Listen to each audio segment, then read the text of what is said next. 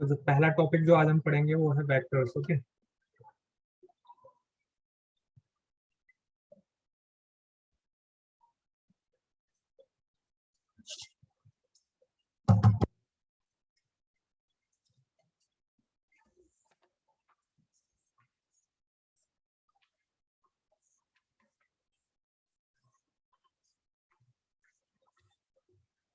Okay तो start करते हैं। देखो, जो भी फिजिकल क्वांटिटीज हम लोग पढ़ते हैं, जितनी भी अभी तक हमने फिजिकल क्वांटिटीज देखी, चाहे वो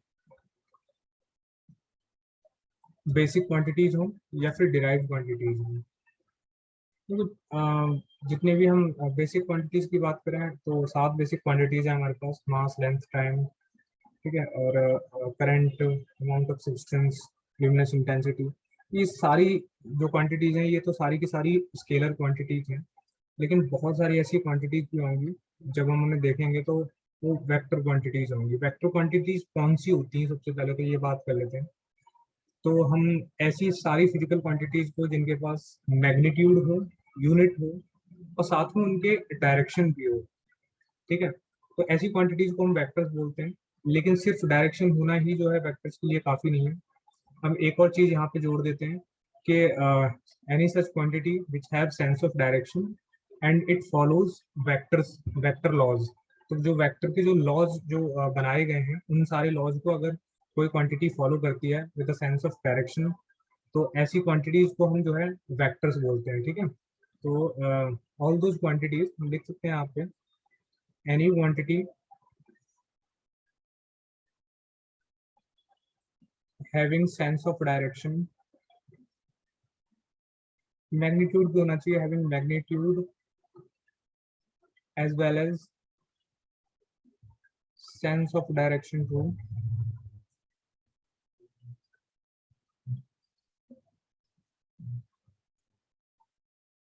and follows vector laws। तो ऐसी क्वांटिटीज को हम जो है वेक्टर क्वांटिटी बोलते हैं। तो रिप्रेजेंटेशन जो है, सबसे पहले तो रिप्रेजेंटेशन ये होता है किसी भी चीज को हम कोई चीज वेक्टर है कैसे जो है हम शो कर पाएंगे उस चीज को कि ये चीज जो है वेक्टर है। तो इस चीज के लिए भी हम सिंपल सा तरीका अपना रखा है हमने। जैसे मान लो अगर हमारे पास कोई भी क्वांटिटी ए है और ये ए जो है एक वेक्टर क्वांटिटी है, तो इसको बताने के लिए कि ये एक वेक्टर क्वांटिटी है, हम सिंपली इसके ऊपर एक एरो बना देते हैं और इससे जो है ये हो जाता है कि ए इज ए वेक्टर क्वांटिटी। ये जो ऊपर एरो है, ये एरो किसी डायरेक्शन को नहीं बताता है, बस इस एरो को हम बनाते ही हैं। तो ये एरो जो है सिंपली ये बोलता है कि ए जो है एक वेक्टर क्वांटिटी है। ए के पास एक डायरेक्शन है, मैग्नीट्यूड है, यूनिट है, और ये वेक्टर लॉ को फॉलो करता है। तो अगर हमारे पास मान लो जैसे कोई भी वेक्टर है ए, और इस वेक्टर का हमें मैग्नीट्यूड रिप्रेजेंट करना है, तो मैग्नीट्यूड के लिए हम इस एब्सोल्यूट सिंबल का यूज करते हैं। मैथ में इसे एब्सोल्यूट फंक्शन बोला जाता है, दिस। तो ये जो है मैग्नीट्यूड ऑफ ए को रिप्रेजेंट करेगा, मैग्नीट्यूड ऑफ वेक्टर ए, ठीक है। तो किसी भी वेक्टर को रिप्रेजेंट करने के लिए उसके ऊपर सिंपल एक एरो बना दो, या किसी किसी बुक में जो है डार्क लेटर बोल्ड में लिखा होता है कोई भी अगर लेटर जो है, तो वो सिंपली रिप्रेजेंट करता है उस वेक्टर को। जैसे अगर मैं ए को ही डार्क में लिख दूं और उसके ऊपर एरो ना बनाऊं, तो वो भी एक वेक्टर होता है, ठीक है ना। तो वो भी जो है एक वेक्टर माना जाता है, और यहाँ से जो है हम वेक्टर को सिंपली रिप्रेजेंट कर सकते हैं, ठीक है ना। और मैग्नीट्यूड को रिप्रेजेंट करने के लिए हम इस सिंबल का यूज करेंगे। कोई भी वेक्टर हो उसके ऊपर जो है दोनों तरफ जो है एब्सोल्यूट का साइन लगा दो, वो वेक्टर का मैग्नीट्यूड हो जाएगा, ठीक है। और मैग्नीट्यूड हमेशा पॉजिटिव होगा। वेक्टर भले ही किसी भी डायरेक्शन में हो सकता है, हम किसी नेगेटिव वेक्टर को भी बना सकते हैं, जैसे ए का नेगेटिव वेक्टर जो है माइनस बी वेक्टर होगा, इस चीज को पढ़ेंगे आगे। लेकिन अगर हम उसका भी मैग्नीट्यूड निकालेंगे तो मैग्नीट्यूड हमेशा पॉजिटिव आएगा, क्योंकि मैग्नीट्यूड एक नंबर होता है। मैग्नीट्यूड जो है ये बताता है कि किसी भी फिजिकल क्वांटिटी, जो भी फिजिकल क्वांटिटी है उसका अमाउंट कितना है, लाइक क्या उसकी क्वांटिटी कितनी है। फिजिकल क्वांटिटी एक नाम हो गया, उसकी क्वांटिटी कितनी है, अमाउंट कितना है, वो डेट इज मैग्नीट्यूड, ठीक है। तो ये तो हो गई वेक्टर की शुरुआती बेसिक चीजें। इसके अलावा टाइप्स ऑफ वेक्टर कौन कौन से जो है टाइप के वेक्टर होते हैं, तो हम जनरली जो वेक्टर पढ़ते हैं वो बेसिक वेक्टर टाइप्स ही पढ़ते हैं, जैसे इक्वल वेक्टर्स। कोई भी दो वेक्टर जो बराबर हों उन्हें हम इक्वल वेक्टर्स बोल सकते हैं। बराबर किस किस सेंस में होने चाहिए, मैग्नीट्यूड के सेंस में और वेक्टर की डायरेक्शन के सेंस में। ठीक है, डायरेक्शन सेम होनी चाहिए और मैग्नीट्यूड इक्वल होना चाहिए। Direction same and magnitude equal. तो कोई भी दो वेक्टर जिनका मैग्नीट्यूड सेम, मैग्नीट्यूड इक्वल होगा और डायरेक्शन जो है सेम होगी, ठीक है, ऐसे वेक्टर्स को हम इक्वल वेक्टर्स बोलेंगे। उसके बाद जो है अनइक्वल वेक्टर्स, तो तुम समझ ही जाओगे कि जो जो वेक्टर्स या तो उनका मैग्नीट्यूड बराबर नहीं है या डायरेक्शन अलग है, तो अनइक्वल वेक्टर्स हो जाएंगे। ठीक है, इसके बाद parallel and anti parallel vectors. Parallel vectors and anti parallel vectors. तो पैरेलल कौन से होंगे और एंटी पैरेलल कौन से होंगे? जो वेक्टर्स एक दूसरे के पैरेलल होंगे या एक दूसरे के अलोंग जो है चलने की कोशिश करेंगे, उन वेक्टर्स को हम जो है पैरेलल वेक्टर्स बोल सकते हैं। इनमें कौन कौन से वेक्टर्स आ जाएंगे? Having same direction. तो डायरेक्शन जिनकी सेम होगी, ऐसे वेक्टर्स को हम पैरेलल वेक्टर्स बोलेंगे। ठीक है, और इसी चीज में हम एक और पॉइंट जो है ऐड कर देते हैं कि कोई भी दो वेक्टर में से एक वेक्टर को हम दूसरे वेक्टर के नॉन जीरो मल्टीपल से शो कर सकते हैं। ठीक है, जैसे अगर हमारे पास कोई भी दो वेक्टर दे रखे हैं, ए वेक्टर दे रखा है और बी वेक्टर दे रखा है, ठीक है, तो दोनों वेक्टर पैरेलल या एंटी पैरेलल अगर है, given given vectors are parallel and anti parallel, given vectors are parallel और एंटी पैरेलल, तो उस केस में क्या होगा कि वन वेक्टर, एक वेक्टर जो है इनमें से one vector is non zero integral, या इंटीग्रल नहीं बोलेंगे इसको, non zero multiple of another vector.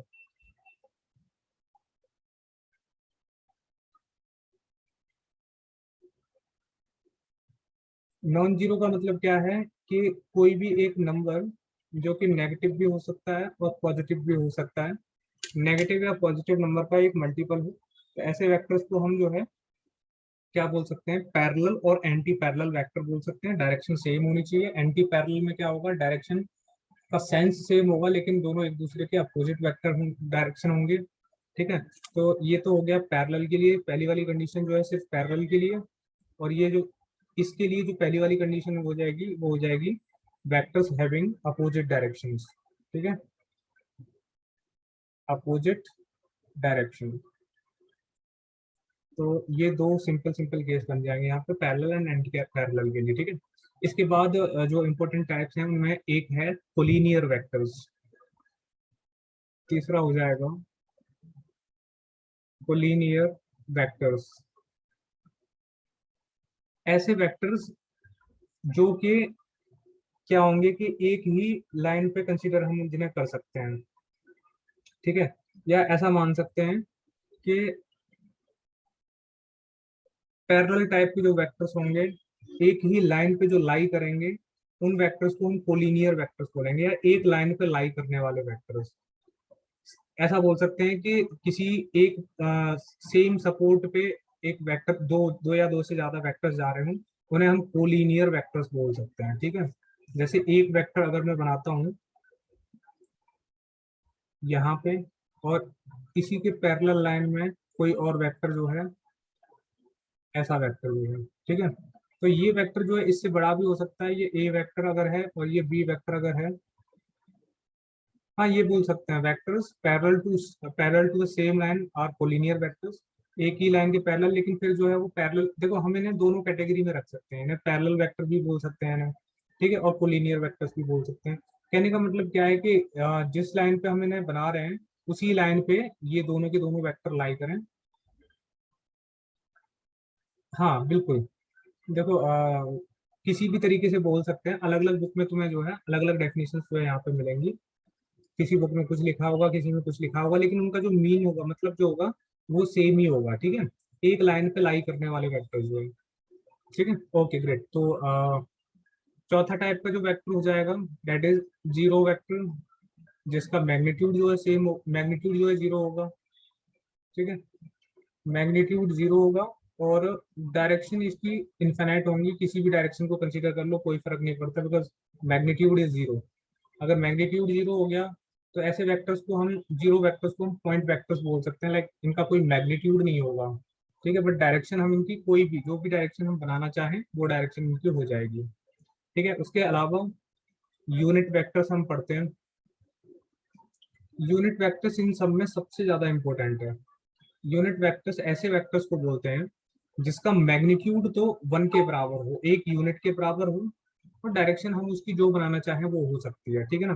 तो यूनिट वेक्टर को हम सिंपली बोल सकते हैं कि एक वेक्टर किसी भी पर्टिकुलर डायरेक्शन में having magnitude as 1, that's it. तो मैग्नीट्यूड क्या होगा इन वेक्टर्स का, मैग्नीट्यूड 1 यूनिट, ठीक है, और डायरेक्शन फिर हम जो बनाना चाहें वो बना सकते हैं इनके लिए। तो सिंपली कभी कभी जो है क्वेश्चन ये पूछा जाता है कि find A vector having direction of A given vector and magnitude 1। तो क्वेश्चन में इस तरीके से पूछा जा सकता है कि एक यूनिट वेक्टर निकालो किसी वेक्टर के अलोंग, ठीक है। जैसे मान लो हमें एक वेक्टर गिवन है ए वेक्टर, और हमसे पूछा जाता है find A vector, find a unit vector along A vector. A vector के अलोंग जो है एक यूनिट वेक्टर जो है निकाल के बताओ।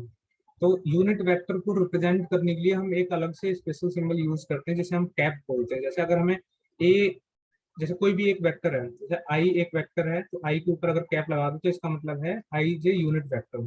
तो आई कैप क्या है, यूनिट वेक्टर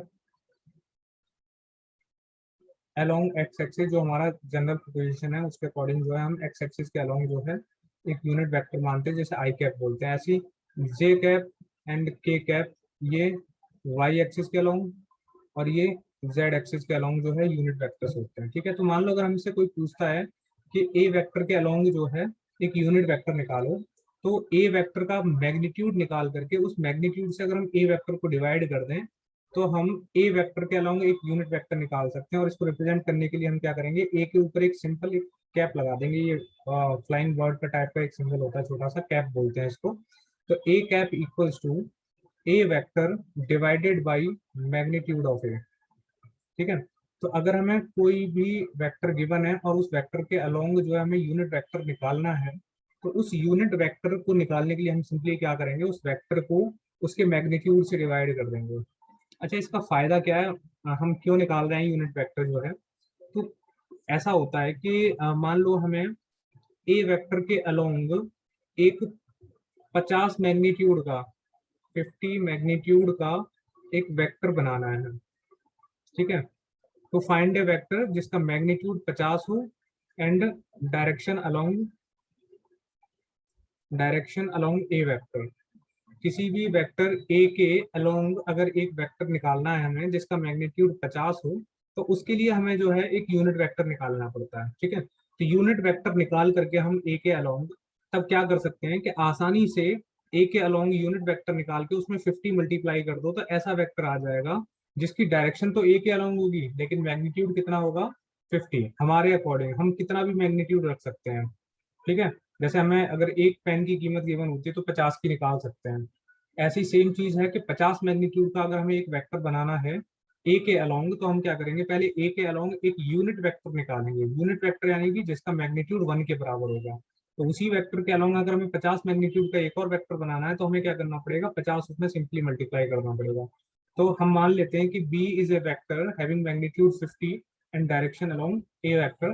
तो बी वेक्टर बनाने के लिए हमें क्या करना पड़ेगा, 50 multiplied with A vector divided by magnitude of A vector, ठीक है।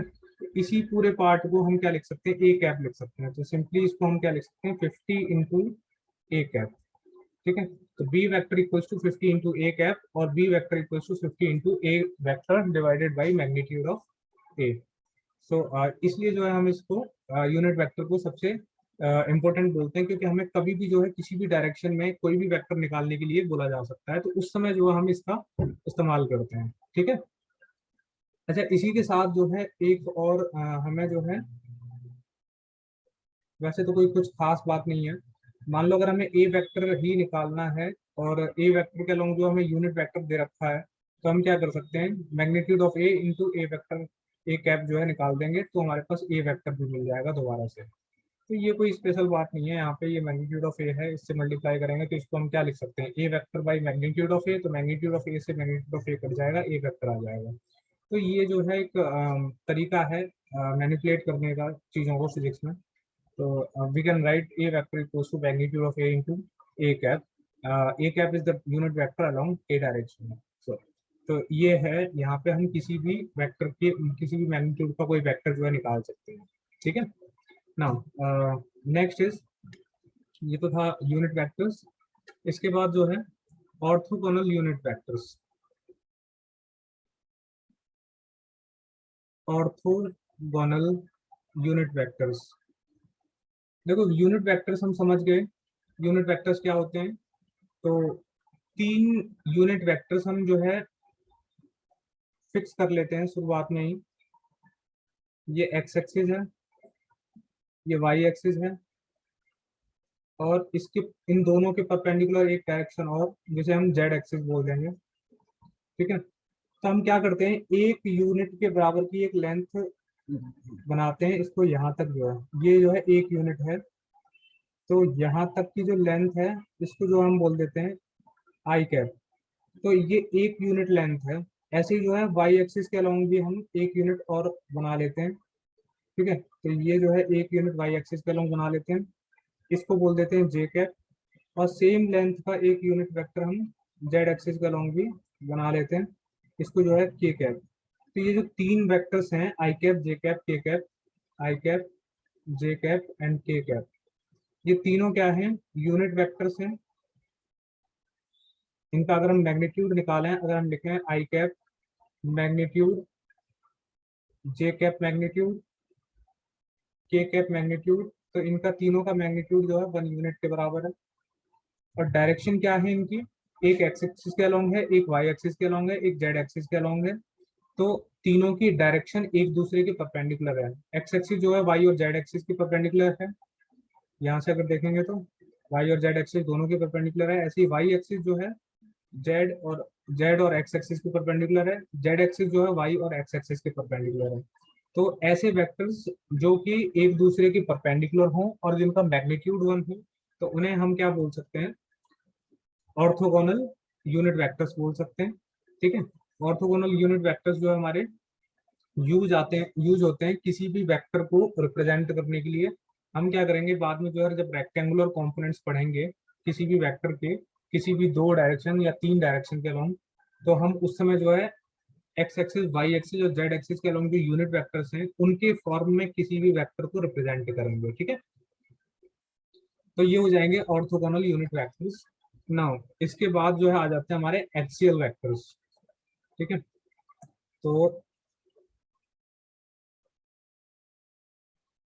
एक्सियल वेक्टर्स ये एक स्पेशल टाइप के वेक्टर्स होते हैं जो किसी भी वेक्टर के रोटेशनल इफेक्ट को शो करते हैं। ठीक है। तो होता क्या है कि जब हम दो वेक्टर्स को मल्टीप्लाई करते हैं, अलग अलग तरीके से मल्टीप्लाई करते हैं वेक्टर्स को मल्टीप्लाई करने के हमारे पास दो तरीके होते हैं। एक तो डॉट प्रोडक्ट होता है, एक होता है साइन प्रोडक्ट। ठीक है। वेक्टर प्रोडक्ट जिसे बोलते हैं, क्रॉस प्रोडक्ट बोलते हैं उसे। Dot product and cross product जो है दो तरीके के प्रोडक्ट होते हैं मल्टीप्लिकेशन जो होते हैं वेक्टर्स के। जैसे कोई अगर दो नंबर होते हैं तो दो नंबरों को तो हम आसानी से मल्टीप्लाई कर सकते हैं, और उन्हें मल्टीप्लाई करना सिंपल होता है। 2 into 3 अगर हमसे कोई पूछे, we can say directly 2 into 3 is 6। लेकिन यहाँ पे वेक्टर्स जो है मैग्नीट्यूड के साथ साथ डायरेक्शन भी रखते हैं, तो हमें डायरेक्शंस को भी यहाँ पे मल्टीप्लाई करना पड़ता है। तो डायरेक्शंस को मल्टीप्लाई करने के दो तरीके निकाल रखे हैं हम लोगों ने। और एक तरीका जो हमारा डॉट प्रोडक्ट होता है, एक क्रॉस प्रोडक्ट होता है। तो क्रॉस प्रोडक्ट जो होता है उसे हम वेक्टर प्रोडक्ट बोलते हैं। मतलब क्या होता है कि दो वेक्टर्स को मल्टीप्लाई करने पे हमें एक और वेक्टर मिलता है। तो एक्सियल वेक्टर्स जो होते हैं हमारे पास, दो वेक्टर्स के क्रॉस प्रोडक्ट का रिजल्ट होते हैं, यानी कि वेक्टर प्रोडक्ट का रिजल्ट होते हैं। और इनकी डायरेक्शन जो है एक स्क्रू रूल से निकाला जाता है। ठीक है। जैसे अगर मान लो अगर हम दो वेक्टर्स को मल्टीप्लाई कर रहे हैं, ठीक है, ये ए वेक्टर है, ये बी वेक्टर है, और हम लिख रहे हैं ए वेक्टर क्रॉस बी वेक्टर। देखो मैं अभी जो है इसको वेक्टर प्रोडक्ट को अभी बता नहीं रहा हूँ, सिंपली सिर्फ एक डायरेक्शन का सेंस बता रहा हूँ कि मैं किस तरीके से बात कर रहा हूँ यहाँ पे, ठीक है। तो अगर मैं ए से बी की तरफ जा रहा हूँ, मैं क्या लिख रहा हूँ, ए वेक्टर क्रॉस बी वेक्टर, तो ए से बी की तरफ अगर जाऊंगा तो इन दोनों के परपेंडिकुलर डायरेक्शन और ऊपर की तरफ परपेंडिकुलर, ये जो डायरेक्शन होगी, और ये इस पॉइंट से, दोनों का जो इंटरसेक्शन पॉइंट है, इस पॉइंट से जाती हुई एक डायरेक्शन परपेंडिकुलर, ये जो डायरेक्शन होगी इसी को मैं जो है एक्सियल वेक्टर बोलूंगा, ठीक है। तो ये जो है एक्सियल वेक्टर कहलाएगा, और ये डायरेक्शन जो है डायरेक्शन होगी ए और बी के क्रॉस प्रोडक्ट की डायरेक्शन। तो direction of vector product of A and B,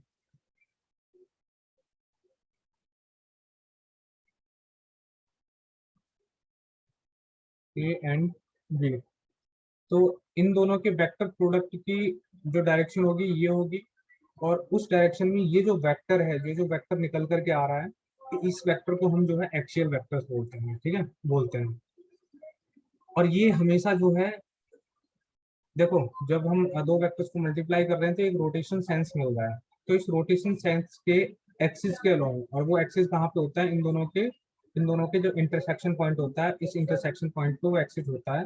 तो उस एक्सिस के अलोंग जो एक रोटेशन वेक्टर होता है, जो रोटेशन को शो करता हुआ वेक्टर होता है, उस वेक्टर को हम एक्सियल वेक्टर बोलते हैं, ठीक है। इस एक्सियल वेक्टर के बहुत सारे यूज हैं, जब हम रोटेशनल मोशन पढ़ रहे होते हैं उस समय जो है इसके यूज हैं। Magnitude of sorry magnetic effect of currents का जब हम देखेंगे, तो मैग्नेटिक इफेक्ट जब करंट की वजह से प्रोड्यूस होता है, वहां पे जो है मैग्नेटिक फील्ड जो प्रोड्यूस होती है, तो वहां पे जो है डायरेक्शन निकालने के लिए जो है हमें यहाँ पे हम पता करेंगे, डायरेक्शन निकालने के लिए जो है हम इस वेक्टर प्रोडक्ट का यूज करते हैं, वहां पे जो है एक्सियल वेक्टर्स का यूज होता है, ठीक है। मोमेंटम की डायरेक्शन निकालने के लिए जब रोटेशनल इफेक्ट पढ़ते हैं, उस समय जो है किसी भी ऑब्जेक्ट जब रोटेट करता है तो उस समय जो उसका रोटेशनल इफेक्ट होता है, तो उसकी जो स्टेबिलिटी होती है उसके मोमेंटम की वजह से होती है, उस मोमेंटम की डायरेक्शन क्या होती है, इन सारी चीजों को पढ़ने के लिए हम जो है इस एक्सियल वेक्टर्स का यूज करेंगे। तो इसके यूज को हम उसी समय देखेंगे। फिलहाल सिर्फ एक डायरेक्शन का सेंस देख लो यहाँ पे। तो अगर हम ए से बी की तरफ मूव कर रहे हैं तो ये डायरेक्शन हो जाएगी, और सेम अगर हम बी को इधर की तरफ बना रहे हैं और ए जो इधर की तरफ, और बी से ए की तरफ मूव करेंगे, तो हम क्लॉकवाइज डायरेक्शन में उस समय जो है मूव कर रहे होंगे, और जब क्लॉकवाइज डायरेक्शन में मूव करेंगे तो ये वेक्टर जो है अपोजिट डायरेक्शन में, इन दोनों के परपेंडिकुलर डायरेक्शन में होगा, लेकिन अपोजिट डायरेक्शन में नीचे की तरफ होगा। तो यहाँ पे ये नीचे की तरफ हो जाएगा, यही जो है एक्सियल वेक्टर कहलाएगा यहाँ पे, ठीक है। और इस समय हम यहाँ पे क्या लिखेंगे इसको, ये जो है रिजल्टेंट है बी वेक्टर और ए वेक्टर का क्रॉस प्रोडक्ट। यहाँ पे हम बी से ए की तरफ मूव कर रहे हैं, यहाँ पे ए से बी की तरफ मूव कर रहे हैं। तो ध्यान रहे हमेशा जब हम ए से बी की तरफ मूव करेंगे तो यहाँ पे डायरेक्शन कौन सी दिख रही है, हमें ये चीज देखनी है। अगर एंटी क्लॉकवाइज डायरेक्शन दिख रही है तो अपवर्ड ऊपर की तरफ हो जाएगा एक्सियल वेक्टर, और यहाँ पे क्लॉकवाइज अगर हम मूव कर रहे हैं तो डायरेक्शन जो है नीचे की तरफ यानी कि डाउनवर्ड परपेंडिकुलर हो जाएगी, ठीक है। तो बस ये डायरेक्शन सेंस याद रखो, बाकी जो है हम देख लेंगे बाद में, ठीक है। इसके बाद जो है आते हैं हमारे को प्लेनर वेक्टर्स, ठीक है। तो को प्लेनर जैसे कि नाम में ही पता चल रहा है, को मीन्स सेम चीज को जो है कंपनी यूज मतलब सेम सेम प्लेन में लाई करने वाले। देखो एक्सियल वेक्टर्स जो है वेक्टर प्रोडक्ट के जो वेक्टर्स होते हैं, जो वेक्टर प्रोडक्ट के बाद जो हमें वेक्टर मिलता है, उस वेक्टर की डायरेक्शन और उसका जो मैग्नीट्यूड और डायरेक्शन जो है उसको शो करता है, ठीक है। सिंपली जैसे अगर हमने दो वेक्टर्स को कहीं पे भी किसी भी प्लेन में बनाता हूँ और मुझे जो है दो वेक्टर का जो है क्रॉस प्रोडक्ट निकालना है, तो क्रॉस प्रोडक्ट जो है एक तीसरे वेक्टर को बताता है। तो C vector equal to A vector cross B vector, तो ये जो सी वेक्टर है वो जो है ये एक्सियल वेक्टर कहलाएगा, और ये जो सी वेक्टर है वो ए और बी दोनों के परपेंडिकुलर होता है। अगर हम ए वेक्टर क्रॉस बी वेक्टर लिख रहे हैं तो हम ए से बी की तरफ मूव करेंगे और हम एंटी क्लॉकवाइज डायरेक्शन में लिखे जाएंगे, अगर ए वेक्टर और बी वेक्टर इस तरीके से है तो, ठीक है। तो सीधा सिर्फ हमें ये ध्यान रखना है कि अगर हम एंटी क्लॉकवाइज डायरेक्शन में मूव कर रहे हैं तो जो वेक्टर बनेगा इन दोनों के परपेंडिकुलर होगा, और इन दोनों के परपेंडिकुलर अपवर्ड डायरेक्शन में होगा, और इन दोनों के इंटरसेक्शन पॉइंट से जो है गुजर रहा होगा। तो इस वेक्टर को हम एक्सियल वेक्टर बोल देंगे, ठीक है। ऐसे ही अगर हमें बी क्रॉस ए निकालना है तो सी वेक्टर मान लो कोई सी की जगह डी लिख देते हैं, तो D vector equals to B cross A, तो हम बी से ए की तरफ मूव कर रहे हैं और हमें जो है बी से ए की तरफ मूव करने के लिए क्लॉकवाइज डायरेक्शन में मूव करना पड़ रहा है। तो एक वेक्टर, नया वेक्टर जो बनेगा वो जो है इन दोनों के एक्सिस के अलोंग बनेगा, यानी कि इन दोनों के परपेंडिकुलर डायरेक्शन में इन दोनों के इंटरसेक्शन से पास होने वाला वेक्टर नीचे की तरफ, तो वो जो है इन दोनों का एक्सियल वेक्टर कहलाएगा। और ये डाउनवर्ड डायरेक्शन में होगा क्योंकि हम बी से ए की तरफ मूव कर रहे हैं, क्लॉकवाइज डायरेक्शन में मूव कर रहे हैं, ठीक है। तो इसको हम राइट हैंड थंब रूल या स्क्रू रूल से पता करते हैं। जैसे अगर एक स्क्रू जो है, स्क्रू तो जानते होगे तुम लोग, जो है इस तरीके का होता है। यहाँ पे इसमें एक स्क्रू ड्राइवर से ये जो है नेल के शेप का होता है, बट इस पे जो है कार्विंग्स होती हैं, जो कि इस नेल को जो है अगर हम घुमाएंगे किसी भी चीज पे पिन पॉइंट करके, अगर हम इसे घुमाएंगे स्क्रू ड्राइवर से, तो क्या होगा, अगर हम इसे एंटी क्लॉकवाइज डायरेक्शन में घुमाएंगे तो ये स्क्रू जो है ऊपर की तरफ जाएगा। देखते हैं ना इसको, हिंदी में क्या बोलते हैं इसको, पेच बोलते हैं, पेच और पेचकस। अगर हम एक पेचकस से एंटी क्लॉकवाइज डायरेक्शन में घुमाएंगे तो क्या होगा, वो बाहर की तरफ निकलेगा, और क्लॉकवाइज डायरेक्शन में अगर घुमाएंगे तो वो नीचे की तरफ, जिस चीज में हम उसे गाड़ना चाहते हैं उस चीज में गड़ जाएगा वो, ठीक है। तो ये उसी इफेक्ट को शो करता हुआ वेक्टर है, तो इसीलिए हम इसे एक्सियल वेक्टर बोलते हैं, क्योंकि एक एक्सिस से ये पास हो रहा है, ठीक है।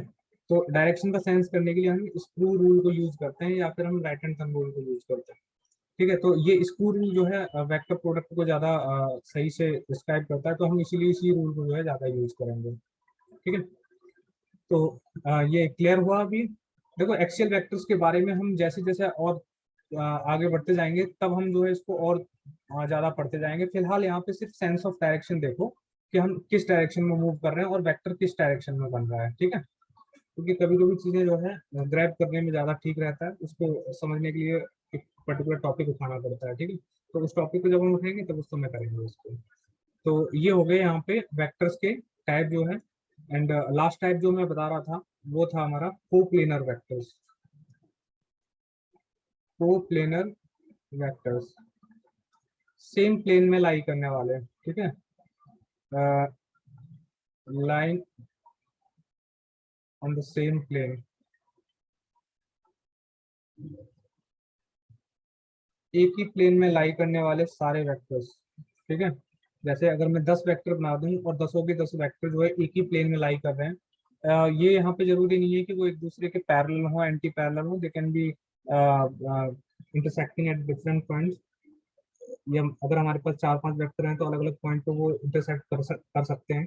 2 वेक्टर हैं तो एक ही पॉइंट पे इंटरसेक्ट करेंगे, बट 4-5 वेक्टर हैं तो कई पॉइंट पे वो इंटरसेक्ट कर सकते हैं, बट स्टिल वो सारे के सारे एक ही प्लेन में लाई कर रहे हैं, ठीक है। तो प्लेन किस तरीके का हो सकता है, दो एक्सिस के अलोंग जो है एक प्लेन बनता है। जैसे मैं एक्स एक्सिस और वाई एक्सिस बना देता हूँ इस तरीके से, ये वाई एक्सिस है और ये जो है एक्स एक्सिस है। तो इसी प्लेन में ये जो प्लेन जो है इन दोनों एक्सिस से मिलकर बनेगा, तो इसी प्लेन में लाई करने वाले सारे वेक्टर जो है प्लेनर वेक्टर कहलाएंगे, दैट्स इट। तो ये तो हो गए वेक्टर और वेक्टर के टाइप्स। इसके बाद जो है हम दो लॉज पढ़ते हैं वेक्टर के एडिशन और सब्ट्रैक्शन के, ठीक है। तो अभी हमने जो वेक्टर की डेफिनेशन देखी थी उसमें हमने बताया था कि वेक्टर जो है हम उन्हीं चीजों को उन्हीं उन्हीं क्वांटिटीज को बोलेंगे जो सारी क्वांटिटीज वेक्टर लॉज को जो है फॉलो करेंगी। तो उनमें जो है वेक्टर के दो लॉ जो है मेन होते हैं, वैसे तो 3 लॉ हैं। तीनों लॉ जो है एक ही चीज है, एक्चुअल में देखा जाए तो तीनों लॉ जो है एक ही चीज है, सिंपल एक ही चीज को जो है रिप्रेजेंट करते हुए। तो पहला लॉ है हमारा triangle law. First law is triangle law, triangle law of vector addition and subtraction, vector addition and subtraction. And दूसरा लॉ हमारा, चलो पहले ट्राइंगल लॉ ही देखते हैं उसके बाद वो दूसरा लॉ पढ़ते हैं। देखो ट्राइंगल लॉ में क्या होता है कि मान लो हमें कोई भी दो वेक्टर दे रखे हैं, अच्छा मैं वेक्टर को जो है प्लेन पे किस तरीके से रिप्रेजेंट किया जाता है ये भी बता देता हूँ, उसके बाद ही जो है कंटिन्यू करते हैं। वैसे तो तुम लोगों को पता ही होगा ये, फिर भी जो है थोड़ा सा एक अगर थोड़ा सा भूल भी चुके हो तो याद आ जाएगा। जैसे मान लो ये एक वेक्टर है ए वेक्टर और ये एक वेक्टर है बी वेक्टर। तो किसी भी प्लेन में किसी भी वेक्टर की जो लेंथ होती है वो लेंथ उसके मैग्नीट्यूड को रिप्रेजेंट करती है, ठीक है। तो length of vector represent its magnitude, किसी भी वेक्टर की लेंथ जो है इसके मैग्नीट्यूड को रिप्रेजेंट करेगी। ठीक है, जैसे इस ए वेक्टर की हमें लेंथ निकालना है, मान लो ये किसी भी प्लेन में जो है एक्स किसी भी एक्सिस के अलोंग हो, जैसे मान लो ये ही वेक्टर ए जो है एक्स वाई प्लेन के अंदर है, और ये जो बी वेक्टर है वो मान लेते हैं एक्स एक्सिस के अलोंग है। ठीक है, तो ये बी वेक्टर जो है मान लो 1 2 3 4 यूनिट का है। ठीक है, तो मान लो 4 मीटर का हमने बना दिया, 4 सेंटीमीटर का हमने बना दिया, तो 4 सेंटीमीटर इसकी लेंथ अगर हो गई, तो 4 सेंटीमीटर अगर मान लो हमने बना दिया इसको, तो 4 सेंटीमीटर क्या है, इसके मैग्नीट्यूड को रिप्रेजेंट कर रही है। लाइक अगर बी जो है एक फोर्स को रिप्रेजेंट कर रहा होता और हम बोलते कि बी वेक्टर की जो लेंथ है वो 4 सेंटीमीटर है, और उसमें ये बोल देते कि 1 सेंटीमीटर 1 न्यूटन फोर्स के बराबर है, तो बी का मैग्नीट्यूड कितना हो जाता, 4 न्यूटन के बराबर हो जाता। ऐसे अगर ए भी एक फोर्स होती और इसकी लेंथ जो है 3 सेंटीमीटर के बराबर है मान लो, तो अगर हम इसका मैग्नीट्यूड निकालना चाहते तो वो कितना हो जाता, 3 न्यूटन। कैसे, हम 1 सेंटीमीटर को सपोज कर लेते हैं कि 1 न्यूटन के बराबर है, तो किसी भी वेक्टर की जो लेंथ है उसके मैग्नीट्यूड को रिप्रेजेंट करेगी। ठीक है, अगर हम मान लो ये दोनों वेलोसिटी वेक्टर होते और ए की लेंथ जो है 3 सेंटीमीटर है, बी की लेंथ 4 सेंटीमीटर है, और हम बोल देते कि 1/2 सेंटीमीटर इक्वल्स टू 1 मीटर पर सेकेंड। ठीक है, तो 3 सेंटीमीटर के लिए कितना हो जाता, 3/2 1.5 मीटर पर सेकेंड हो जाता है, यानी कि ए वेक्टर की लेंथ कितनी हो जाती है हमारी, 3 सेंटीमीटर, और 3 सेंटीमीटर का मतलब होता है 1.5 मीटर पर सेकेंड। अगर हम ये अज्यूम कर लेते हैं, ठीक है, ये हमारा अजम्पशन है, साथ में लिखते चलो सात चीजों को, अजम्पशन करने के बाद ही हम किसी भी चीज के मैग्नीट्यूड को निकाल सकते हैं। ठीक है, बट लेंथ तो हम बिना अजम्पशन के भी निकाल सकते हैं। हम जो है 1 सेंटीमीटर को 1 यूनिट अगर मान लें, तो किसी भी वेक्टर की हम लेंथ अगर निकालें, तो इसकी अगर लेंथ जो 4 सेंटीमीटर है, तो 4 सेंटीमीटर क्या करेगी, इस वेक्टर के मैग्नीट्यूड को रिप्रेजेंट करेगी। तो सिंपली जो है लेंथ क्या करती है, मैग्नीट्यूड को रिप्रेजेंट करती है। ठीक है, और इसके अलावा डायरेक्शन, उसकी डायरेक्शन को रिप्रेजेंट करेगी, ये तो हमें बताने की जरूरत है ही नहीं। ठीक है, तो हम क्या कर सकते हैं कि अगर हम किसी वेक्टर को एक जगह से दूसरी जगह उठा करके लेके जाएं, बट उसकी डायरेक्शन वही रहने दें और उसकी लेंथ वही रहने दें, तो उस वेक्टर के ऊपर कोई फर्क नहीं पड़ता है, और हम ऐसा कर सकते हैं किसी भी प्लेन के अंदर। ठीक है, लेकिन होगा क्या कि हम उसी प्लेन के अंदर उस वेक्टर को मूव कर सकते हैं बिना उसके मैग्नीट्यूड और डायरेक्शन को चेंज किए। मान लो अगर मैं बी वेक्टर को जो है यहाँ पे बनाना चाहूँ, तो मैं क्या करूंगा, बी के पैरेलल एक लाइन बनाऊंगा, बी के पैरेलल में एक लाइन बना दूंगा इस तरीके से, और बी वेक्टर को यहाँ पे मैं बना सकता हूँ आसानी से, ये रहा बी वेक्टर, सेम 4 सेंटीमीटर का बना दिया मैंने और सेम वही डायरेक्शन रखी, तो ये जो दोनों वेक्टर हैं, ये दोनों वेक्टर जो है सेम हो जाएंगे और इक्वल वेक्टर्स हो जाएंगे, तो हम बी को जो है यहाँ से उठा करके यहाँ ले जा सकते हैं, तो बी के ऊपर जो है कोई फर्क नहीं पड़ेगा। तो we can take any vector, एक पॉइंट से उठा करके दूसरे पॉइंट पे लेके जाओ, there would be no change in that vector, but condition क्या होगी, the length of the vector should be same and the direction sense of direction also should be same। ठीक है, तो हम एक वेक्टर को दूसरे वेक्टर के पास ले जा सकते हैं, हमें कोई फर्क नहीं पड़ेगा। तो triangle law of vector addition को समझने के लिए ये बहुत जरूरी है कि हम एक वेक्टर को दूसरी जगह लेके जा रहे हैं तो उसके ऊपर कोई फर्क नहीं पड़ रहा है। ठीक है, तो अगर हमें दो वेक्टर्स को जोड़ना है, तो दो वेक्टर को जोड़ने के लिए हम ट्राइंगल लॉ का किस तरीके से यूज करते हैं। ठीक है, तो देखो ट्राइंगल लॉ के अंदर हम क्या करते हैं कि एक वेक्टर को उठा करके दूसरे वेक्टर के हेड पे ले जाएंगे। ठीक है, और फिर क्या करेंगे, जिस वेक्टर के हेड पे लेकर के गए उसके टेल से स्टार्ट करके दूसरे वेक्टर के हेड को हम कनेक्ट कर देंगे। जैसे हमारे पास यहाँ पे दो वेक्टर्स हैं, जैसे मैं इसको ए वेक्टर मान लेता हूँ, मैं चेंज कर रहा हूँ, ये वेक्टर पहले मैंने बना दिए थे, अब जो है मैं समझाने के लिए दोबारा से दो अलग वेक्टर बना रहा हूँ, तो पहले वाले वेक्टर से कंफ्यूज मत होना।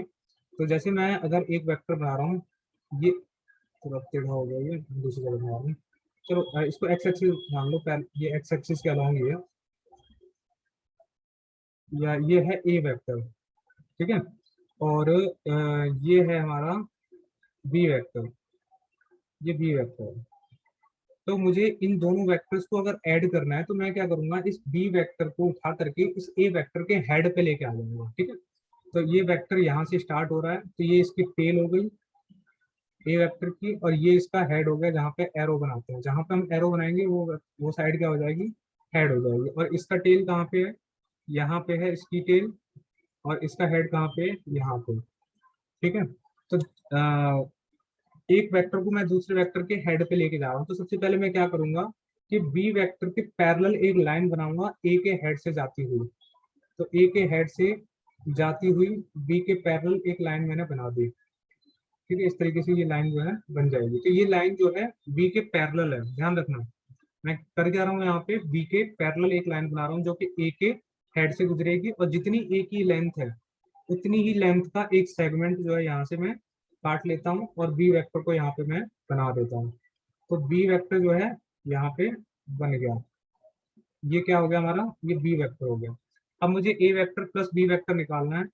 तो एक इसके टेल से इसके हेड को मैं कनेक्ट कर दूं तो ये वेक्टर जो है हमारा ए प्लस बी वेक्टर के बराबर हो जाएगा।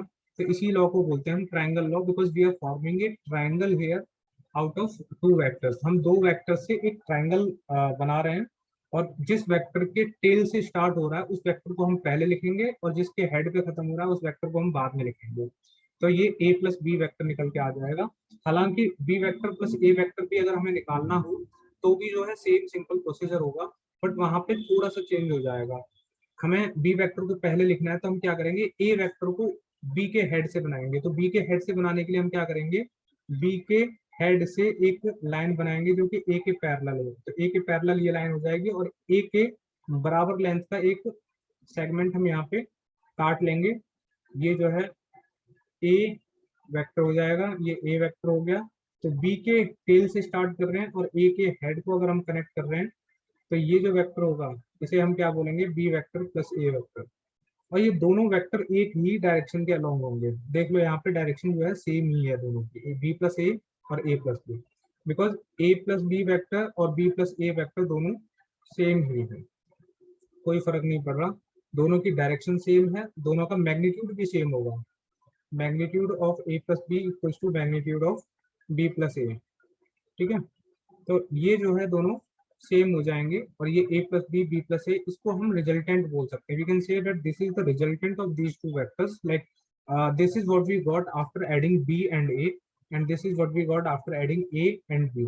तो a एंड b और b एंड a दोनों को हम ऐड करके सेम ही रिजल्ट जो है पाते हैं यहाँ पे, तो इसलिए हम इसको रिजल्टेंट लिख सकते हैं। और रिजल्टेंट जो है, देखो रिजल्टेंट को लिखने का जो सेंस है वो कभी मत भूलना। यहाँ पे अगर हम ए के टेल से स्टार्ट कर रहे हैं बी के हेड को कनेक्ट करते हुए तो हम लिखेंगे ए प्लस बी, और अगर हम बी के टेल से स्टार्ट कर रहे हैं ए के हेड को कनेक्ट करते हुए तो हम लिखेंगे इसको बी प्लस ए।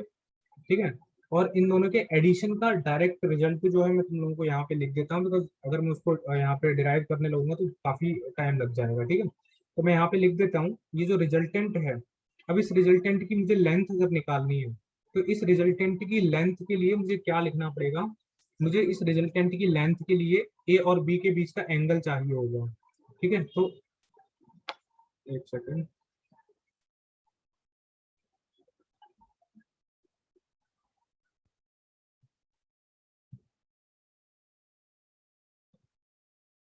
जैसे मान लो मुझे ए वेक्टर बनाना है, ए वेक्टर बनाना है यहाँ पे, तो ये जो है ए वेक्टर हो गया, और ये बी वेक्टर हो गया, और ये क्या हो गया, A plus B vector. This is A plus B vector, और इसी को हम क्या बोल रहे हैं, रिजल्टेंट वेक्टर। ये ए है, ये बी है। तो सबसे पहले जो है मुझे ए और बी के बीच का एंगल चाहिए। तो ए और बी के बीच का जो एंगल होता है वो एंगल कैसे निकालते हैं हम, ये जो एंगल होगा, ये वाला जो एंगल है, ये ए और बी के बीच का एंगल है। अगर दो वेक्टर को हम हेड टू हेड या टेल टू टेल कनेक्ट कर दें, ये रहा बी वेक्टर और ये रहा ए वेक्टर, ए वेक्टर और बी वेक्टर को हमने टेल टू टेल कनेक्ट कर दिया, तो इनके बीच में जो एंगल बन रहा है, सर ये थीटा एंगल, डिग्री, तो जो भी डिग्री एंगल बन रहा है, ये जो भी एंगल बन रहा है, इस एंगल को क्या बोलेंगे हम, एंगल बिटवीन वेक्टर्स। ठीक है, दो वेक्टर्स के बीच का एंगल, या फिर हेड टू हेड कनेक्ट कर दो। जैसे ये बी है और बी के हेड से जो है ए को कनेक्ट कर दो, तो ये रहा ए का हेड इधर की तरफ और ये बी का हेड। ठीक है, तो इनके बीच का जो एंगल है, तो ये दोनों वेक्टर्स के हेड टू हेड को कनेक्ट कर दो या टेल टू टेल। ठीक है, tail to tail and head to head. कहीं इसको जो है इन दोनों के बीच का एंगल मत समझने लग जाना, एंगल कौन सा होगा, ये। तो ये हेड टू हेड और टेल टू टेल जो एंगल बनता है इनके बीच में, ये एंगल जो है एंगल बिटवीन वेक्टर कहलाता है। और अगर हमें इस रिजल्टेंट वेक्टर की लेंथ निकालनी है तो इस रिजल्टेंट वेक्टर की लेंथ के लिए हम एक सिंपल सा फॉर्मूला यूज करते हैं। रिजल्टेंट का जो मैग्नीट्यूड होगा उसे हम आर लिख देते हैं, और R equals to under root A square plus B square plus 2ab cos theta के बराबर होता है। ठीक है, जैसे मान लो अगर तुम्हें ए का मैग्नीट्यूड दे रखा है, तुम्हें magnitude of A is 3 unit and magnitude of B is 2 units, 3 units and 2 units, and theta जो एंगल दे रखा है डेट इज 60 डिग्री। तो हमें रिजल्टेंट अगर निकालना है तो रिजल्टेंट के लिए हम सिंपल इस फॉर्मूले का यूज करेंगे। क्या हो जाएगा रिजल्टेंट देन? 3 का स्क्वायर 9 प्लस 2 का स्क्वायर 4 प्लस 2ab, तो 2 into 3 into 2 and then cos theta. Cos 60 की वैल्यू कितनी होती है? कॉस 60 की वैल्यू होती है 1/2। तो ये 2 से 2 कैंसिल हो जाएगा, 6 9 4 13, 13 प्लस 6 √19। तो रिजल्टेंट जो होगा उसकी लेंथ कितनी हो जाएगी? √19 यूनिट्स। ठीक है, तो इस तरीके से जो हम रिजल्टेंट की लेंथ निकाल सकते हैं। ये सिंपल सा फॉर्मूला हमें यूज करना है। और क्वेश्चन में इसके अलावा और क्या पूछा जाता है? The next thing is the direction of the resultant vector. Resultant vector जो है उसकी डायरेक्शन क्या होगी? नाउ रिजल्टेंट वेक्टर की डायरेक्शन को रिप्रेजेंट बताने के लिए हम यूज करते हैं कि इन दोनों में से किसी एक वेक्टर को हमें यूज करना पड़ेगा। हम यूज किसे करेंगे? उस वेक्टर को जो हमें सिंपल सा दिखाई देगा, जिसकी डायरेक्शन हमें नोन होगी। हम मान लेते हैं कि ये ए वेक्टर जो है एक्स एक्सिस के अलोंग है ना। अगर हम ए वेक्टर को एक्स एक्सिस के अलोंग मान लेंगे तो ये जो एंगल बन रहा है अल्फा, अगर हम ये बता दें कि ए वेक्टर तो एक्स एक्सिस के अलोंग है और इस ए वेक्टर के साथ ये रिजल्टेंट कितना एंगल बना रहा है, तो वो एंगल जो है हमारा रिजल्टेंट वेक्टर का एंगल हो जाएगा विद ए। किसके साथ? ए के साथ। तो अगर हम इस एंगल को अल्फा लिखते हैं तो हम टेन अल्फा की वैल्यू निकाल सकते हैं। तो टेन अल्फा क्या हो जाएगा हमारा? टेन अल्फा जो है हमारा एक सिंपल सा फॉर्मूला निकल के आता है हमारे पास, ये जिसे हम बोल सकते हैं बी साइन थीटा। देखो थीटा वो एंगल है जो ए और बी के बीच में बन रहा है, तो B sine theta over A plus B cos theta, A plus B cos theta. तो जिसके साथ ये एंगल बना रहा है उसको छोड़ दो और दूसरे वेक्टर को उठा लो, उसके साथ साइन थीटा मल्टीप्लाई कर दो और उसके साथ कॉस थीटा मल्टीप्लाई करके उस दूसरे वेक्टर में ऐड कर दो, तो उसकी ये डायरेक्शन पता चल जाएगी। यहाँ से हम इसको लिख सकते हैं alpha equals to tan inverse, ठीक है, B sine theta over A plus B cos theta. अब जो है ये इनवर्स फंक्शन जो है मैथ में पढ़ा जाता है, ये शायद 12th क्लास का टॉपिक है। तो ये इनवर्स जो ट्रिग्नोमेट्री है उसका पार्ट है। इनवर्स से हम जो है अल्फा की वैल्यू निकालते हैं डिग्री या रेडियंस के अंदर, और डिग्री या रेडियंस में जब वैल्यू निकल जाती है उससे जो हमें पता चलता है कि एंगल जो है कितना है। ठीक है, तो होप है कि ये सबको समझ में आया होगा। और रिजल्टेंट वेक्टर्स की जो डायरेक्शन है ये काफी इंपॉर्टेंट टॉपिक है, और यहीं से जो है हम दो वेक्टर्स को जो है दो वेक्टर को जो है सब्ट्रैक्ट करना भी सीखते हैं यहीं पे जो है। अगर हम डायरेक्शन को चेंज कर दें एक वेक्टर की को, और डायरेक्शन को चेंज करके उसे ऐड कर दें, जैसे मान लो ये बी वेक्टर है, ए वेक्टर तो हमें पता है इधर की तरफ है,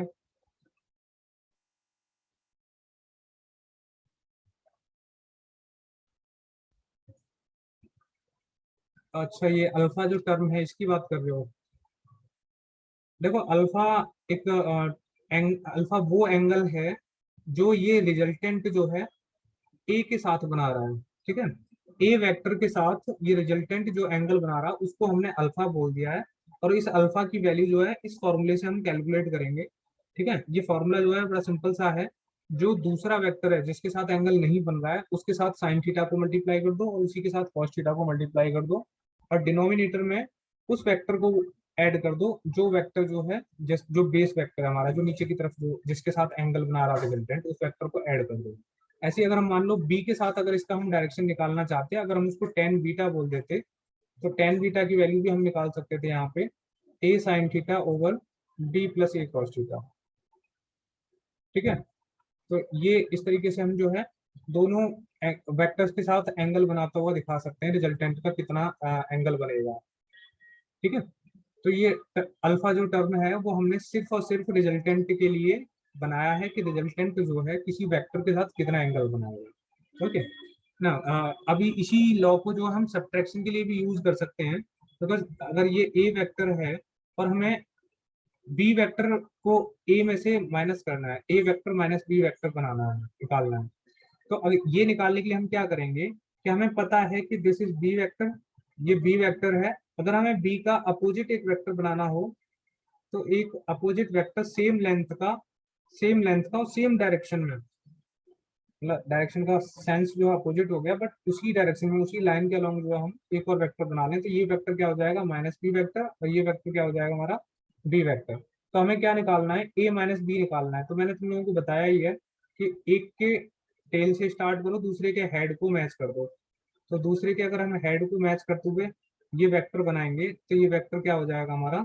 ये A vector minus B vector के बराबर हो जाएगा, बिकॉज हम इसको क्या लिखेंगे, A vector plus minus B vector, ये लिख सकते हैं इसको, इसको तो A vector plus minus B vector हो जाएगा, तो इसको हम ए माइनस बी वेक्टर भी लिख सकते हैं। तो हम क्या बोल देंगे यहाँ पे कि ये जो नया जो वेक्टर मिला है हमें, ये वाला, ये ये जो वेक्टर है, ये इन दोनों की सब्ट्रैक्शन का रिजल्ट है, this is the result of subtraction of A and B.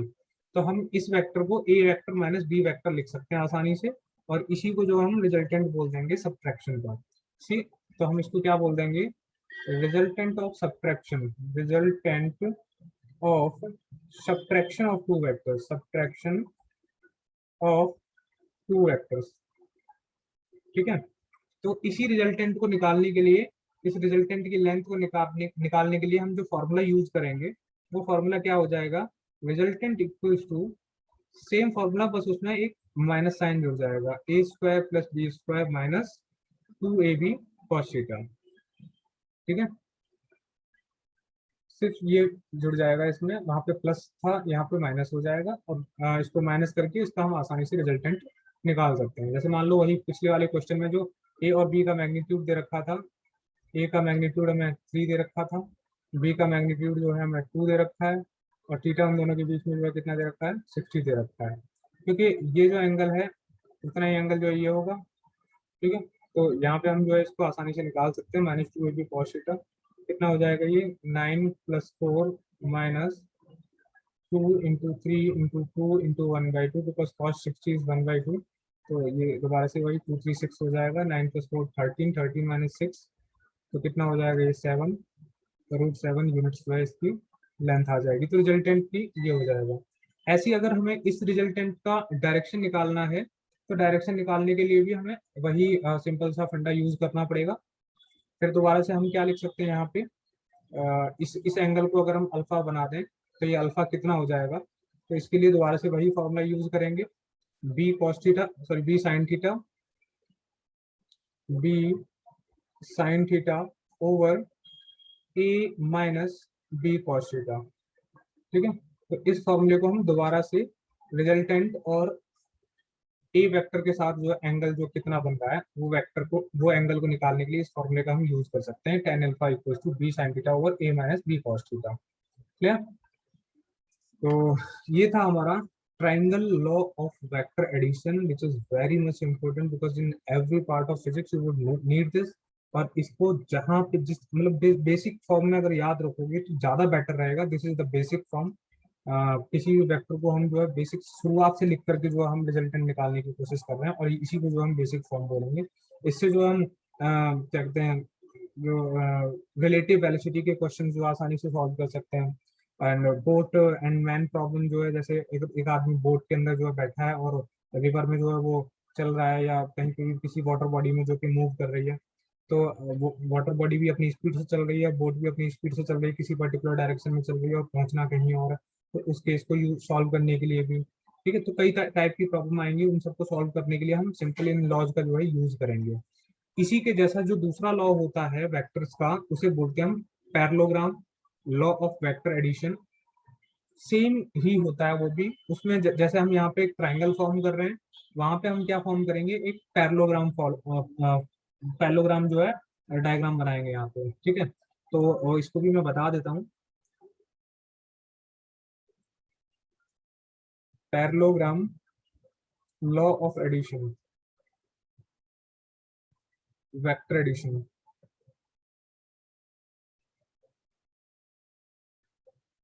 और साथ में सब्ट्रैक्शन भी। देखो सेम लाइक ट्राइंगल, इसके अंदर भी जो है हमें वही करना है, एक डायग्राम जो है बनाना है। जहाँ पिछले वाले में हम एक ट्राइंगल बना रहे थे, दो वेक्टर को उठा करके इस तरीके से पुट कर रहे थे कि एक ट्राइंगल बन जाए। यहाँ पे हम एक पैरेललोग्राम बनाने की कोशिश करेंगे, और पैरेललोग्राम बनाना ट्राइंगल से मतलब दोनों वैसे इजी ही है, तो ट्राइंगल ज्यादा इजी लगता है मुझे। तो यहाँ पे हम किस तरीके से पैरेललोग्राम बनाएंगे, जैसे ए वेक्टर हमें गिवन है, this is A vector, and B vector जो हमें कहीं भी स्पेस में गिवन है, दिस इज बी वेक्टर। तो बी वेक्टर को उठा करके टेल टू टेल जो है हम बना देते हैं। बी वेक्टर को हम जो है ए के टेल पे ही लेके आ जाते हैं। तो ए के टेल पे लाने के लिए हम क्या करेंगे, पहले तो बी के पैरेलल एक लाइन बनाई हमने, और फिर जितनी बी की लेंथ है उतनी ही लेंथ का हमने इसके ऊपर एक सेगमेंट जो है काट दिया। तो ये क्या हो जाएगा, हमारा बी वेक्टर हो जाएगा, दिस इज बी वेक्टर। अब हमें क्या करना है कि ये बी वेक्टर हमें मिल गया, बी वेक्टर हमें एग्जैक्टली जहां चाहिए था वहां पे मिल गया। अब हम ए और बी से एक पैरेललोग्राम बनाएंगे। पैरेललोग्राम क्या होता है, एक ऐसा फिगर जिसकी अपोजिट साइड जो है पैरेलल होती हैं और इक्वल लेंथ की होती है। तो बी के हेड से ए के पैरेलल एक लाइन बना दी हमने, और एग्जैक्टली ए के लेंथ की एक लाइन जो हमने यहाँ पे कट कर ली। ठीक है, तो ये हमने इनको जो है हमने जोड़ लिया। ठीक है, ये हमने इनको जोड़ लिया, तो ये जो बन गया, ये एक पैरेललोग्राम बन गया। ठीक है, परफेक्ट पैरेललोग्राम। ये थोड़ा सा हो रहा है, ये पैरेललोग्राम बन गया। ठीक है, ये साइड इसके पैरेलल है, यानी कि ये भी बी वेक्टर है और ये भी ए वेक्टर है। मतलब हमने इस तरीके से बना लिया कि ये भी ए वेक्टर है, ये भी ए वेक्टर है, ये भी बी वेक्टर है, ये भी बी वेक्टर है। अब हमें करना क्या है कि इसका जो एक डायगोनल होगा, इस पैरेललोग्राम का जो एक डायगोनल होगा, ये ए प्लस बी को बताएगा, और इसी पैरेललोग्राम का ये जो दूसरा डायगोनल होगा, ये ए माइनस बी को बताएगा।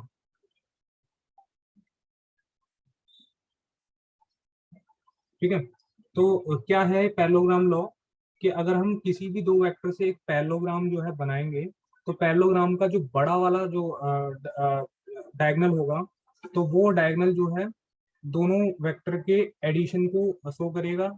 ठीक है, resultant of A plus B. ठीक है, और ये वाला जो दूसरी वाली जो डायगोनल है इसी पैरेललोग्राम का, वो resultant of A minus B को रिप्रेजेंट करेगा। ठीक है, तो ये है हमारे पास parallelogram law of vector addition. दोबारा से बना दो इसे।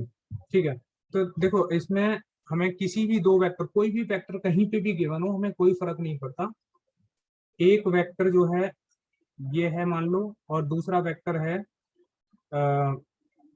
चलो थोड़ा सा ब्रॉड बनाते हैं इसको, एंगल जो इनके बीच में ज्यादा रखते हैं। एक वेक्टर है ये, और दूसरा वेक्टर है ये।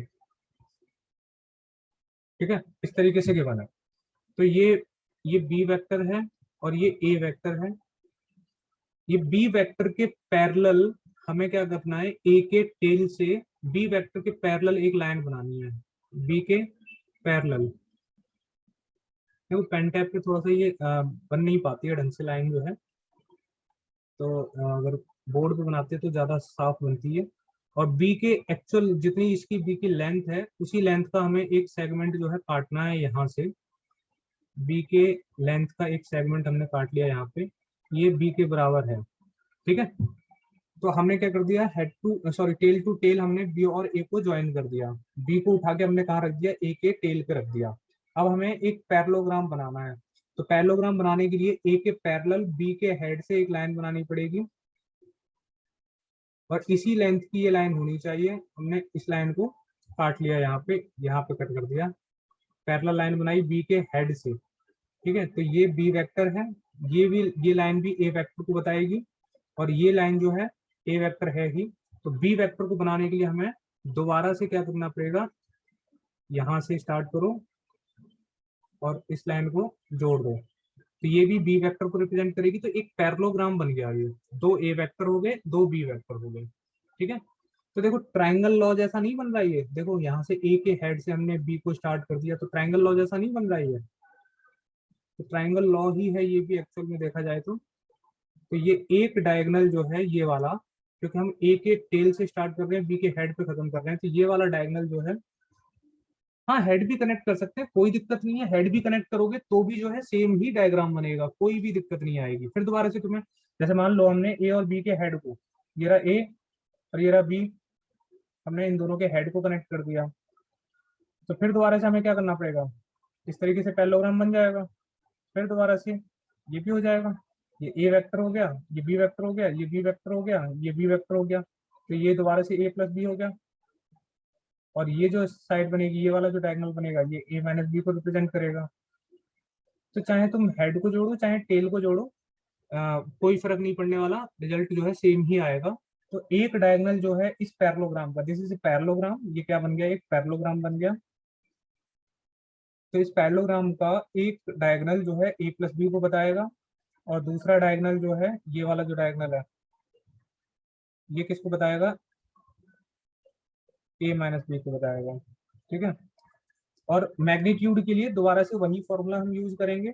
रिजल्टेंट ए प्लस बी का कितना हो जाएगा, A square plus B square plus 2ab cos theta. हाँ इनडायरेक्टली हम जो है, देखो ऐसा होता है कि हम अलग अलग तरीके अपनाते हैं, लेकिन फाइनली हम जो है एक ही गोल पे, एक ही एम पे पहुंच जाते हैं। तो सेम चीज है कि हम इनडायरेक्टली बना तो ट्राइंगल ही रहे हैं, पैरेललोग्राम बना करके भी हम ट्राइंगल ही बना रहे हैं एक्चुअल में। ठीक है, और ट्राइंगल भी क्या है, एक पैरेललोग्राम का हिस्सा ही तो है। एक ट्राइंगल जो है एक पैरेललोग्राम का हाफ पार्ट है, और एक पैरेललोग्राम को हम एक ट्राइंगल का जो है फुल पार्ट बोल सकते हैं। तो एक एक दूसरे को ये मतलब सपोर्ट करते हुए लॉज हैं सारे के सारे जो है। ऐसे ही जो है तुम आगे एक और पॉलीगन लॉ और पढ़ते हैं हम लोग जो है, पॉलीगन लॉ के अंदर भी हम सेम दोबारा से वही ट्राइंगल ही बना रहे होते हैं, लेकिन वहां पे क्या कर रहे हैं हम, एक से ज्यादा वेक्टर को दो से ज्यादा वेक्टर को बना रहे हैं, तो इसलिए हम पॉलीगन लॉ बोल देते हैं उसको। यहाँ पे हम दो वेक्टर्स को ऐड कर रहे हैं सिर्फ, जहाँ पे हम दो से ज्यादा वेक्टर्स को ऐड करेंगे वहां पे जो है पॉलीगन बना देंगे बस। सेम सेम चीजें सेम रहेंगी। फिर दोबारा से वही tan अल्फा, वही फॉर्मूला रहेगा, B sine theta over A minus B cos theta. ये ए के साथ बनाता हुआ एंगल है अल्फा का, रिजल्टेंट जो है ए वेक्टर के साथ बनाता हुआ एंगल, बी वेक्टर के साथ बनाता हुआ एंगल कौन सा हो जाएगा फिर, A sine theta over B minus A cos theta. ऐसे ही जो है सिंपल सिंपल यूज है, सिंपल सिंपल फॉर्मूले हैं, हमें यहाँ पे घबराने का मतलब कुछ भी मतलब ही नहीं बनता। लाइक वेक्टर्स जो है बहुत इंपॉर्टेंट पार्ट है, बट स्टिल बहुत सिंपल होते हैं ये। ठीक है, ओके ना, तो ये समझ में आ गया होगा होप पे सबको। अब जो है लास्ट जो बचता है, देखो वेक्टर सब्ट्रैक्शन और एडिशन इसमें दोनों एक ही जगह पे आ गए, तो हमें अलग से उसमें कुछ भी पढ़ने की जरूरत नहीं है। सब्ट्रैक्शन का रिजल्टेंट के लिए सिर्फ यहाँ पे जो है माइनस और लगा लेंगे, तो A square plus B square minus 2ab cos theta, और यहाँ पे जो है ये प्लस एक एक में जो है प्लस हो जाएगा, सॉरी इसमें प्लस होगा, और वेक्टर डिफरेंस वाले में क्या हो जाएगा, माइनस हो जाएगा। ओके, तो ये दोनों लॉ हो गए, और इसी से रिलेटेड जो है तीसरा लॉ भी है, जिसको हम पॉलीगन लॉ बोलते हैं। पॉलीगन लॉ जो है ये भी बहुत सिंपल सा है। मान लो हमारे पास कई सारे वेक्टर हैं, दो से ज्यादा वेक्टर हैं, तीन वेक्टर दे रखे हैं हमें, ठीक है, या चार वेक्टर दे रखे हैं, तो हम क्या करेंगे, चारों वेक्टरों को एक दूसरे के हेड टू टेल जो है कनेक्ट करते जाएंगे। जैसे मान लो हमारे पास चार वेक्टर गिवन है, एक वेक्टर है ये, ए वेक्टर बोल लो, इसे बोल दो बी वेक्टर, और इसे बोल दो सी वेक्टर, और ये बोल दो डी वेक्टर। तो हमने क्या किया, दूसरे हर वेक्टर को, जैसे हमने ए से स्टार्ट किया, तो ए के टेल से बी, ए के टेल से ए के हेड तक तो ए वेक्टर हो गया। अब ए के हेड से बी वेक्टर को स्टार्ट कर दो, बी वेक्टर को कहाँ से स्टार्ट करना है, ए के हेड से, और फिर बी यहाँ पे खत्म हुआ, तो बी के हेड से तीसरे वेक्टर को ज्वाइन कर दो, तो तीसरा वेक्टर यहाँ खत्म हुआ, तीसरे वेक्टर से चौथे वेक्टर को यहाँ ज्वाइन कर दो, उसके टेल को जो है इसके हेड पे बिठा दो। तो फाइनली हमारे पास ये चार वेक्टर थे और चारों को हमें जोड़ना था। तो अब हम क्या करेंगे, इसके टेल से, जिससे हमने स्टार्ट किया उसके टेल से फाइनली इस हेड को इस हेड को जो है डायरेक्टली कनेक्ट कर दो। तो यहाँ पे ये हेड को अगर तुम डायरेक्टली कनेक्ट करोगे तो ये डायग्राम नहीं बन पा रहा है, ये फाइनली हम इसको अगर कनेक्ट करेंगे इस तरीके से, तो ये जो वेक्टर बनेगा, ये फाइनल वेक्टर, ये जो वेक्टर बनेगा, ये वेक्टर क्या होगा हमारा, A vector plus B vector plus C vector plus D vector के बराबर होगा। इसको हम जो है रिजल्टेंट बोल सकते हैं। Resultant equals to A vector plus B vector plus C vector plus D vector. ठीक है, तो ये जो है पॉलीगन लॉ है। इसके अंदर भी देखो ट्रायंगल लॉ ही फॉलो हो रहा है। ए और बी का मिलकर के बन गया है ये ए प्लस बी। फिर जो है इसको हम ए प्लस बी बोल देंगे, और ए प्लस बी का और सी का ये बन गया रिजल्टेंट। तो इसको क्या बोल देंगे, ए प्लस बी प्लस सी। ऐसी जो है इसमें डी और वो ऐड हो गया तो A plus B plus C plus D. ठीक है, तो इस तरीके से जो है ये ट्रायंगल लॉ को ही फॉलो करता हुआ ये पॉलीगन लॉ है वेक्टर एडिशन का। और सब्ट्रैक्शन भी इसमें ऐसी इसी तरीके से हो जाएगा। अगर हमें बी को सब्ट्रैक्ट करना है तो बी को जो है अपोजिट डायरेक्शन में लिख दो, और फिर जो है उसके हेड से सी के टेल को ज्वाइन कर दो और बनाते जाओ। चारों पांचों वेक्टर जितने भी वेक्टर्स होंगे हम सबको जो यहाँ पे ऐड कर सकते हैं। तो is that clear till this point, like polygon law तक सबको क्लियर है, या फिर कोई भी डाउट है तो you can ask me right now.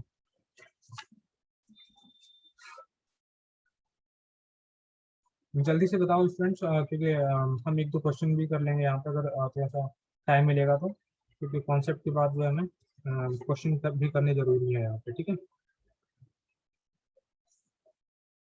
Okay, तो ठीक है। अगर वेक्टर्स का सब कुछ क्लियर है यहाँ पे, तो बस एक लास्ट पार्ट जो है वेक्टर का, जो कि क्वेश्चन करने से पहले हम खत्म कर लेते हैं, that is resolution of vectors into different components. ठीक है, तो हम जो है एक वेक्टर को, या इसको हम लिख सकते हैं breaking any vector along another vector. Simple terms में अगर बोले हम तो breaking components of vectors, breaking components of vectors. ठीक है, तो किसी भी दो वेक्टर के अगर हमें कंपोनेंट्स बनाने हैं, दो वेक्टर को हमें ब्रेक करना है। ठीक है, तो हम करेंगे क्या, हम किसी भी वेक्टर को रेक्टेंगुलर पार्ट में ब्रेक करते हैं। रेक्टेंगुलर कंपोनेंट्स बोलते हैं हम उन कंपोनेंट्स को। ठीक है, जैसे मान लो हमारे पास ये एक प्लेन दे रखा है, ये एक्स एक्सिस है, ये वाई एक्सिस है, और ये एक वेक्टर हमें गिवन है ए वेक्टर, और we are given here with this angle theta. तो ये थीटा एंगल अगर हमें गिवन है, तो इस वेक्टर को हम दो पार्ट में ब्रेक कर सकते हैं। मान लो हमें इस वेक्टर की लेंथ दे रखी है, ए दे रखा है हमें 5 यूनिट्स।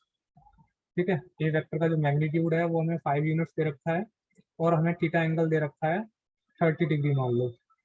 तो हम जो है इस वेक्टर को दो पार्ट में ब्रेक कर सकते हैं, और वो दो पार्ट कौन कौन से होंगे।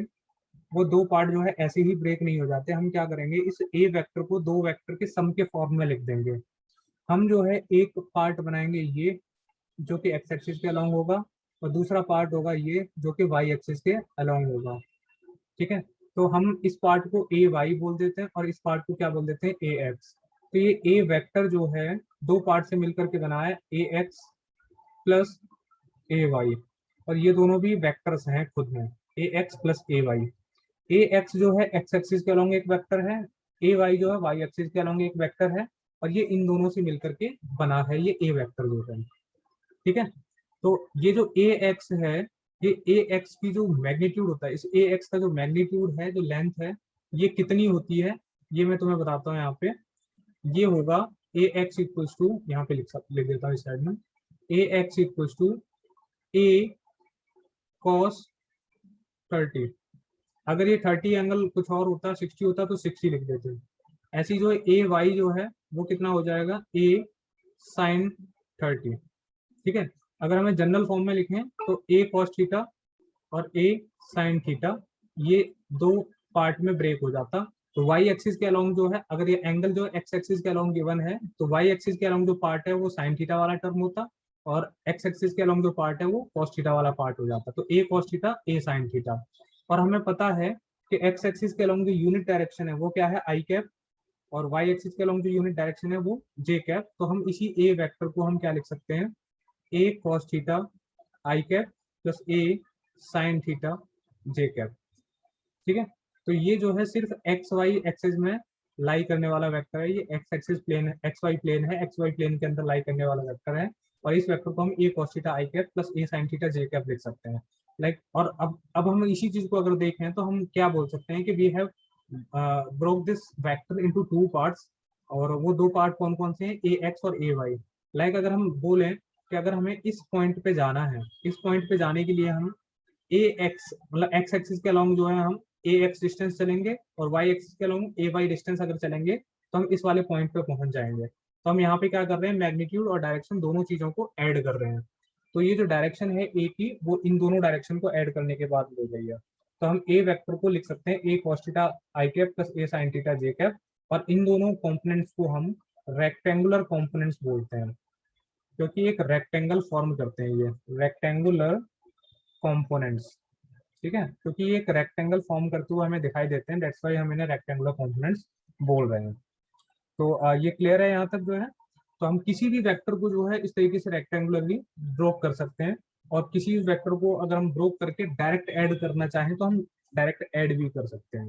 जैसे अगर मान लो हमें दो वेक्टर गिवन है, दो वेक्टर गिवन है, ए वेक्टर गिवन है हमें, ए वेक्टर जो है लिखा है 2 i cap plus 3 j cap, और बी वेक्टर लिखा है हमारे पास 4 i cap minus 1 j cap, इस तरीके से लिखा है।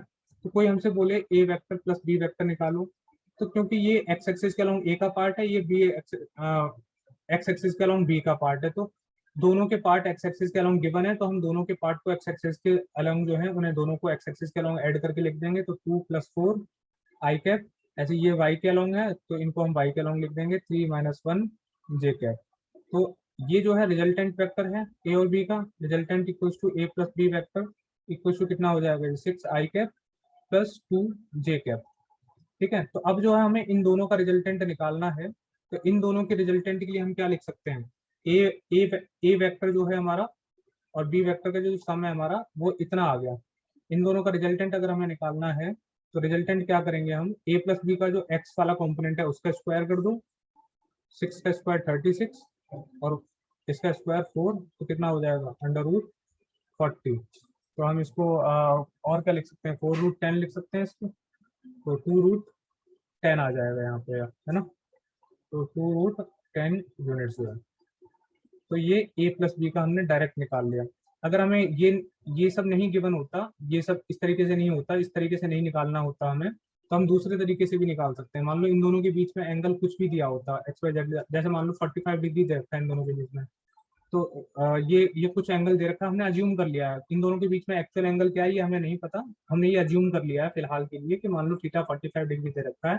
तो हम ए का मैग्नीट्यूड अलग निकालते, बी का मैग्नीट्यूड अलग निकालते, तो ए का मैग्नीट्यूड कितना हो जाएगा, मैग्नीट्यूड ऑफ ए निकालने के लिए हम क्या करेंगे, इन दोनों कॉम्पोनेंट्स का स्क्वायर कर देंगे और ऐड करके स्क्वायर रूट कर देंगे। ठीक है, 4 + 9, तो कितना हो जाएगा √13 हो जाएगा। ऐसे ही बी का मैग्नीट्यूड हमें निकालना है, तो बी का मैग्नीट्यूड भी कैसे निकालेंगे हम, 4 का स्क्वायर प्लस 1 का स्क्वायर दैट इज 16 + 1, तो कितना हो जाएगा √17। ठीक है, अब जो इनके बीच में जो एंगल दे रखा है उस एंगल से हम जो है इन दोनों का रिजल्टेंट भी निकाल सकते हैं। ए और बी का रिजल्टेंट अगर निकालोगे तो क्या आएगा, A square plus B square plus 2ab cos theta, इस फॉर्मूले का यूज करेंगे। तो देखो दो तरीके से जो है हम एडिशन करके जो है रिजल्टेंट निकाल सकते हैं। एक तरीका ये है कि डायरेक्ट जो है कंपोनेंट्स को ऐड करो, उन दोनों कंपोनेंट्स का स्क्वायर करके स्क्वायर रूट कर दो ऐड करके। ठीक है, एक तो ये हो गया, और रिजल्टेंट निकालने का दूसरा तरीका ये है कि दोनों वेक्टर अलग अलग पता होना चाहिए, दोनों का रिजल्टेंट दोनों का मैग्नीट्यूड पता होना चाहिए।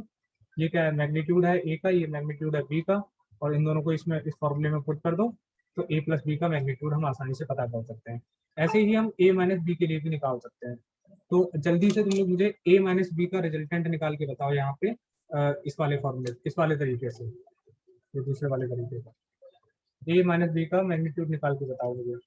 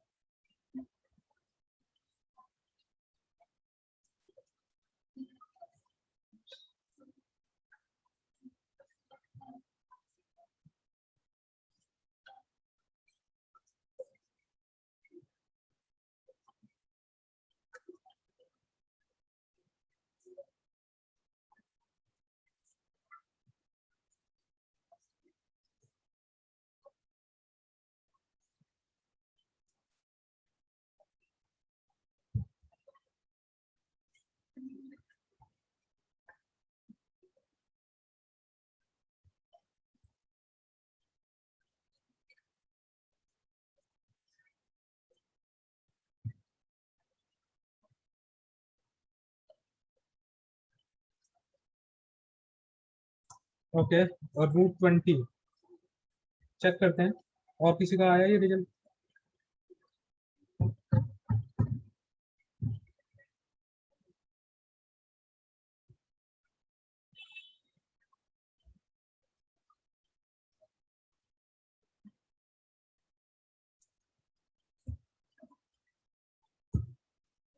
4√5।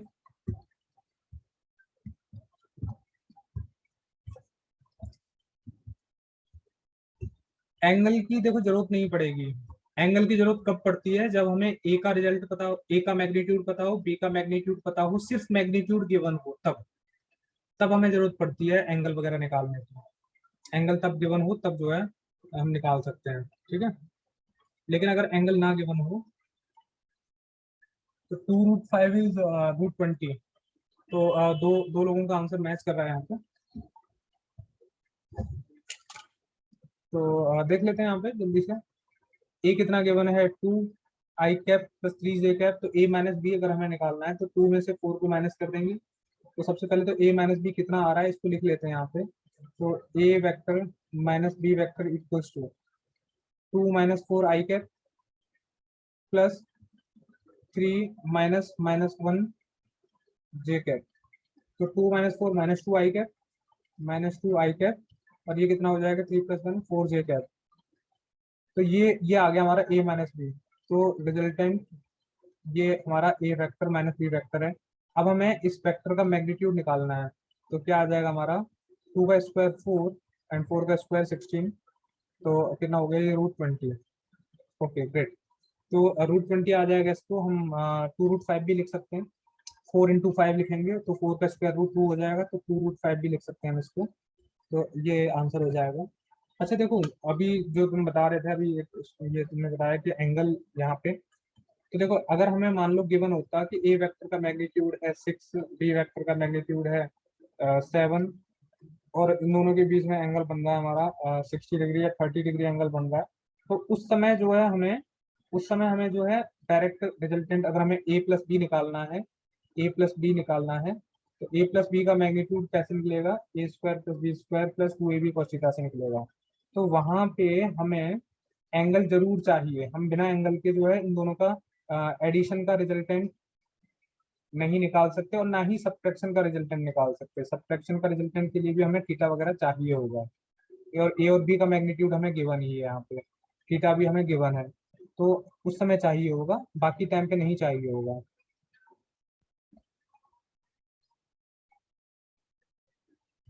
हाँ, अगर हमें इस तरीके से मैग्नीट्यूड गिवन होंगे ए और बी के, और उस समय हमें ए प्लस बी निकालना है, तो उस समय जो हमें थीटा एंगल भी चाहिए होगा, दोनों के मैग्नीट्यूड भी चाहिए होंगे। लेकिन मान लो तुम्हें दोनों वेक्टर भी गिवन है। मान लो ये 6 वेक्टर, ये सिर्फ मैग्नीट्यूड नहीं गिवन है, ये वेक्टर भी गिवन है मान लो तुम्हें। तो वेक्टर भी अगर गिवन होगा तो वेक्टर किस फॉर्म में लिखा होगा? ए वेक्टर हो सकता है इस तरीके से लिखा हो, a x i cap + a y j cap. और ऐसे ही जो है बी वेक्टर भी लिखा हो, b x i cap + b y j cap. ठीक है। तो ए का मैग्नीट्यूड तुम्हें दे रखा हो 6 है, ऐसे बी का मैग्नीट्यूड तुम्हें दे रखा हो 7 है, और थीटा दे रखा हो तुम्हें 45 है। तो तुम्हें क्या जरूरत है जो है इसका अलग से जो है कैलकुलेट करने की, कुछ भी जो है, या इन दोनों को सम करके तब इनका रिजल्टेंट निकालने की? तो उस समय तुम्हें मैग्नीट्यूड भी पता है, और नहीं भी पता है तो भी मैग्नीट्यूड तुम यहाँ से निकाल सकते हो। 2 मिनट में मैग्नीट्यूड निकल जाएगा। मैग्नीट्यूड निकालने के लिए ए का मैग्नीट्यूड निकालना है तुम्हें, तो ए के कॉम्पोनेंट का एक्स कॉम्पोनेंट का स्क्वायर करो, वाई कॉम्पोनेंट का स्क्वायर करो और स्क्वायर रूट कर दो, ए का मैग्नीट्यूड आ गया। ऐसे ही बी का मैग्नीट्यूड निकाल सकते हो, तो bx² + by²। तो ये इस तरीके से मैग्नीट्यूड निकाल सकते हो। मैग्नीट्यूड निकाल के पुट कर दो। तो ये मैग्नीट्यूड भी कोई अलग से नहीं निकल के आ रहा है, उसी फॉर्मूले से निकल के आ रहा है। जैसे ए वेक्टर किस किस से, कौन से 2 वेक्टरों से बना है? ए एक्स से और ए वाई से बना है। तो ये रहा ए एक्स, ये रहा ए वाई। तो ए एक्स और ए वाई दोनों को हेड टू टेल कनेक्ट कर दिया हमने, ये वेक्टर मिल गया। तो ये वेक्टर क्या हो जाएगा हमारा? इन दोनों दोनों वेक्टर के बीच में एंगल कितना है? 90 डिग्री है।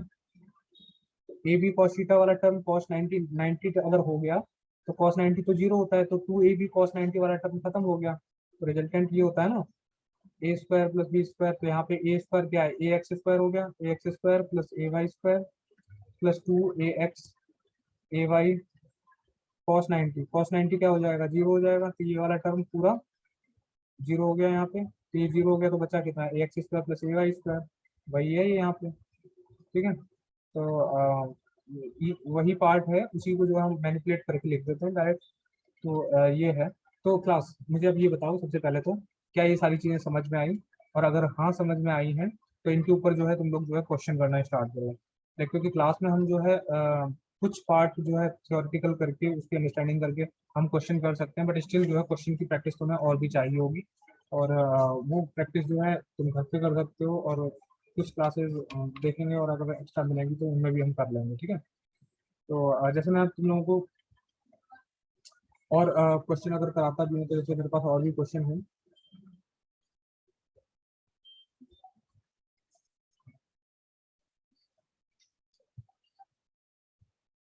ओके, तो ये बाकी बाकी स्टूडेंट की यार कम्युनिकेट किया करो सबसे पहले तो तुम लोग यार, बिना कम्युनिकेशन के नहीं हो पाएगा कुछ भी जो है। पढ़ने के लिए कम्युनिकेशन बहुत जरूरी है तुम लोगों का, मेरे साथ जो कम्युनिकेशन करो उसके बाद जो है कुछ चीज़ें हम लोग डिस्कस कर पाएंगे, वरना बिना कम्युनिकेशन के तो क्लास भी जो है कोई फायदेमंद नहीं रहेगी, बिल्कुल भी, मतलब कोई यूज नहीं रहेगा पूरी क्लास का। बाकी स्टूडेंट एटलीस्ट जो है मुझे ये तो बता दिया करो कि हाँ सर हो गया, समझ में आ गया, या फिर यहाँ पे डाउट हो रहा है, यहाँ पे दिक्कत हो रही है। ये सारी चीज़ें मुझे एटलीस्ट शेयर किया करो तो मुझे पता चलेगा कि हाँ हम कहाँ तक पहुँच रहे हैं और कहाँ तक नहीं पहुँच पा रहे हैं।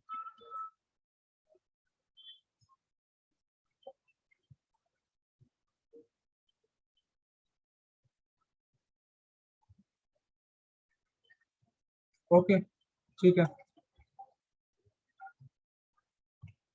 मैं आज ही जो है कुछ क्वेश्चन जो है शेयर करवा दूंगा, ठीक है। और ग्रुप में ही शेयर करवा दूंगा जहाँ तक अभी भी तुम लोगों का कुछ होगा। Okay, anything else?